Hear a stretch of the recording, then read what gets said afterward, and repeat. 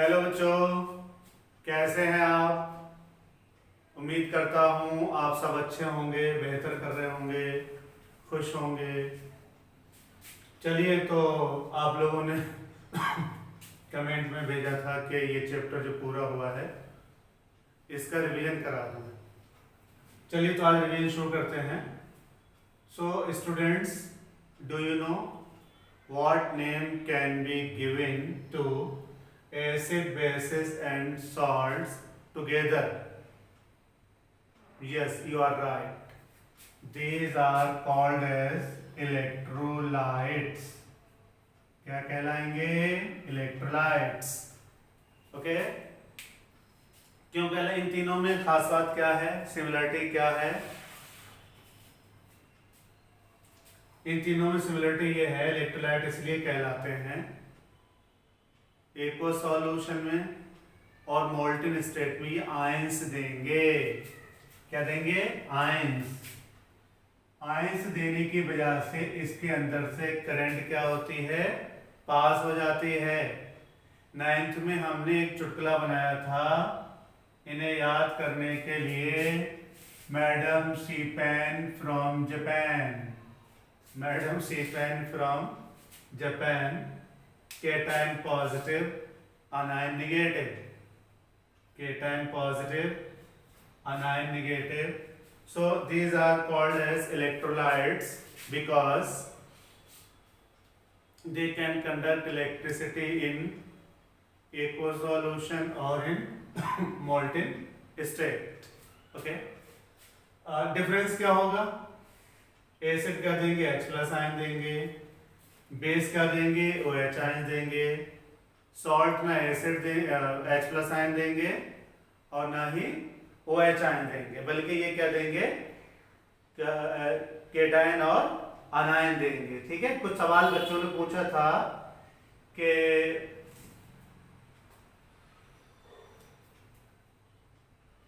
एक सवाल है, एक बच्चे का सवाल था कि आम दिनों में अगर दीवार गीली हो तो उस पर करंट पास नहीं होता है, लेकिन बरसात के दिनों में करंट क्यों पास हो जाता है?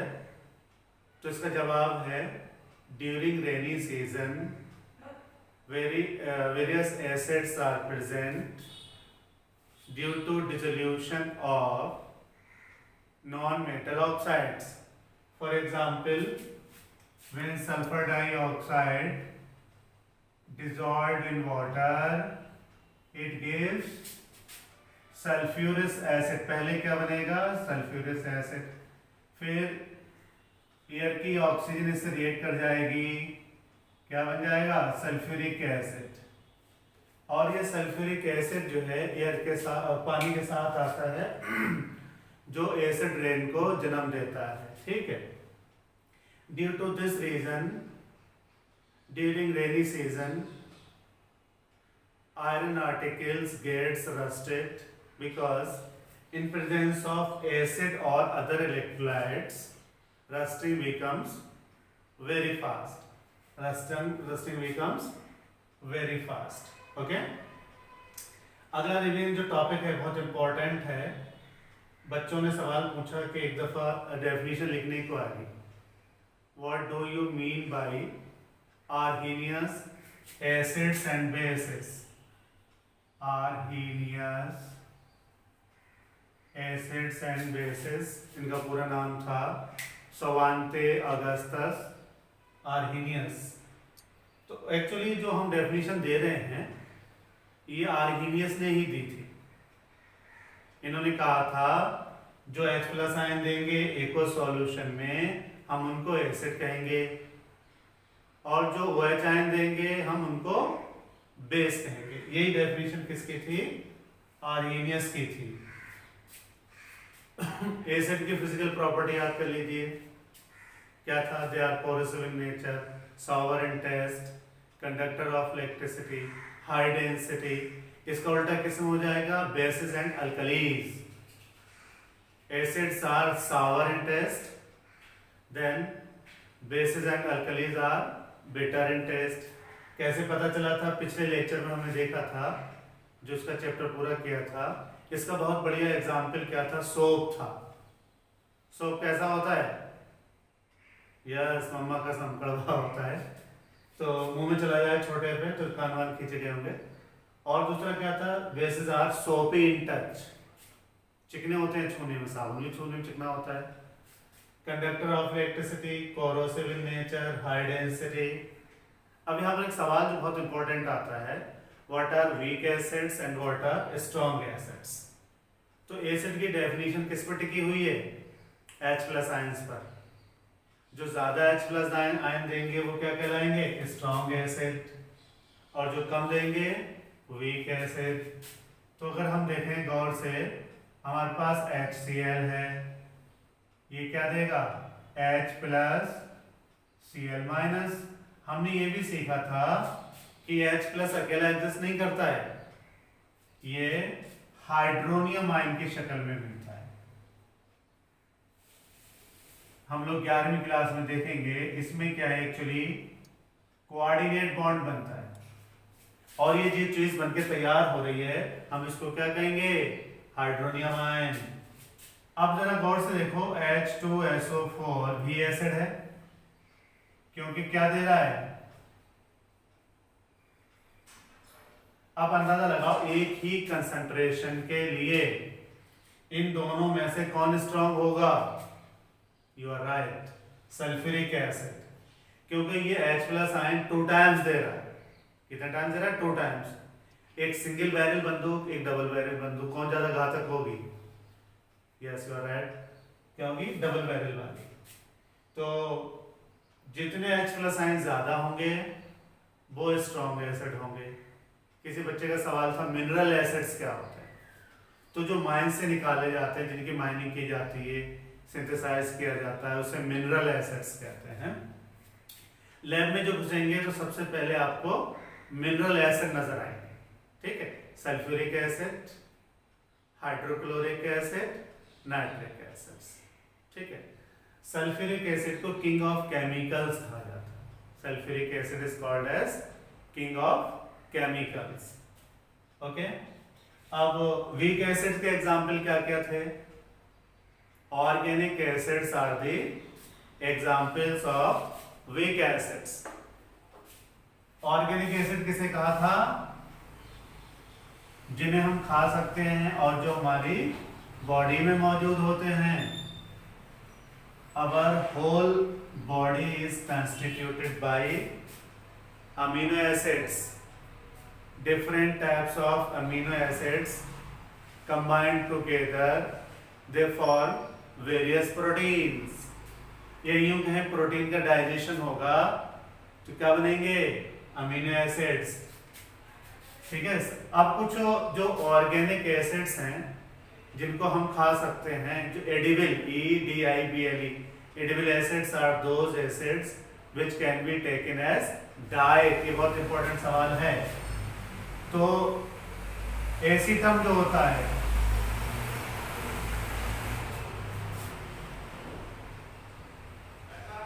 विनेगर, विनेगर में क्या होता है? एसिटिक एसिड, ठीक है? लेमन और दूसरे सिट्रस फ्रूट में क्या होता है? सिट्रस फ्रूट शायद नाम भी वहीं से रखा गया होगा, जिसमें क्या होते हैं? सिट्रिक एसिड होता है। तो लेमन में क्या होगा? Citric acid. और सबसे कॉमन कर्ड, कर्ड में क्या होता है? लैक्टिक एसिड,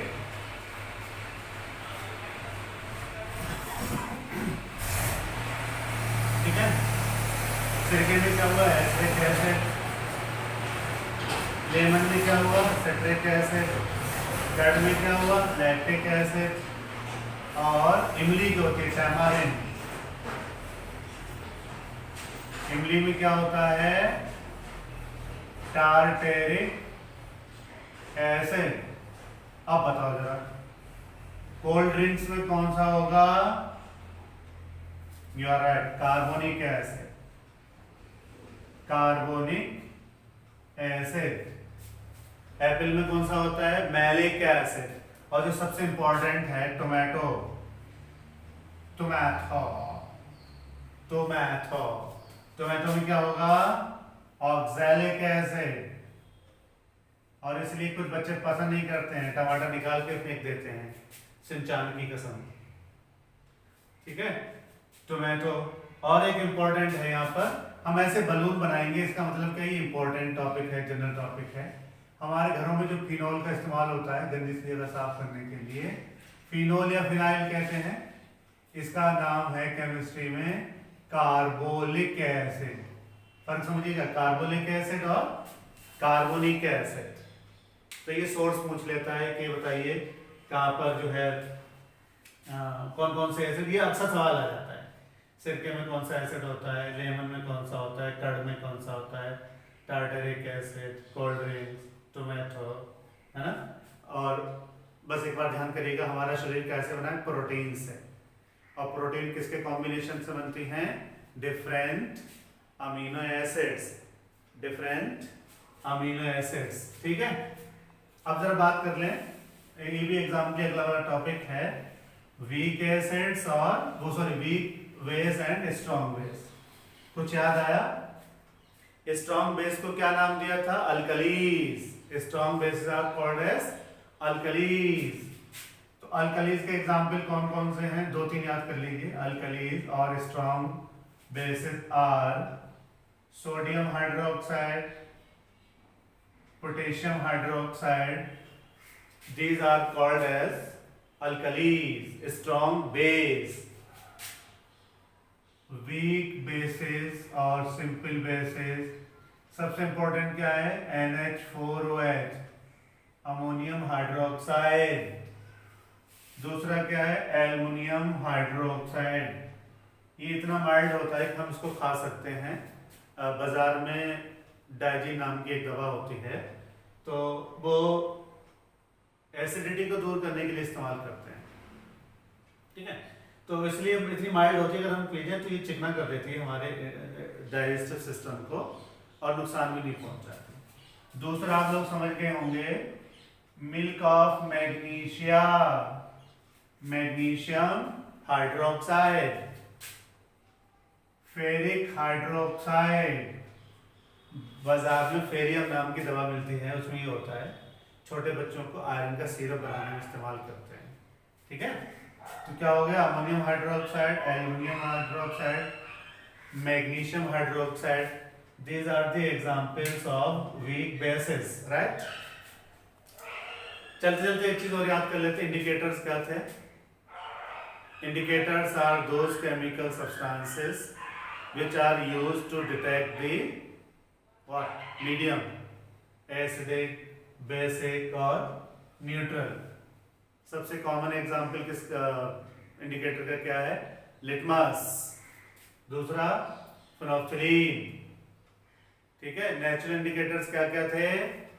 टर्मरिक, हेना यानी मेहंदी, और याद है कुछ चाइना रोज और रेड कैबेज, बीटा रूट्स।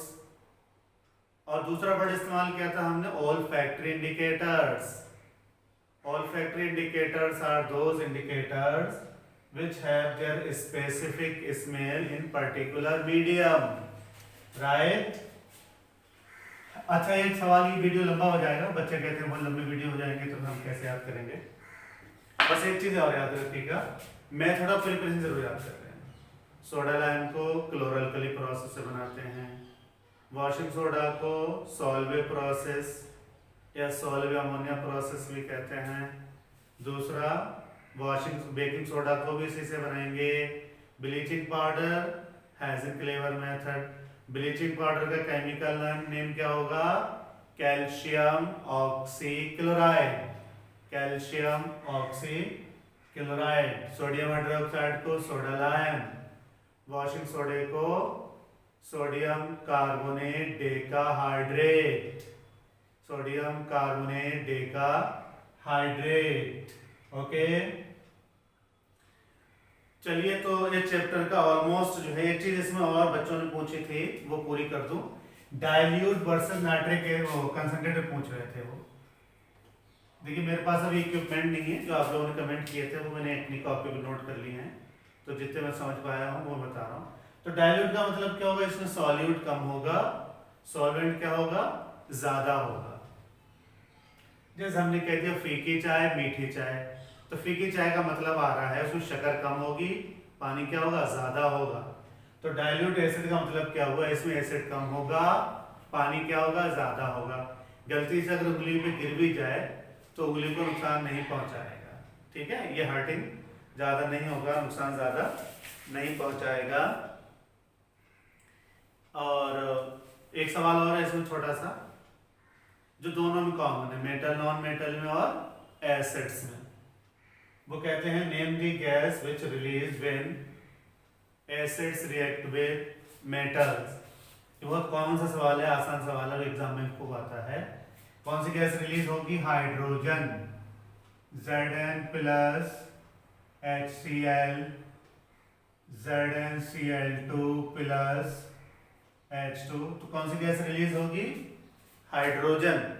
एक बच्चे का कमेंट था कि मेटल कार्बोनेट की रिएक्शन और एसिड की होगी तो क्या होगा।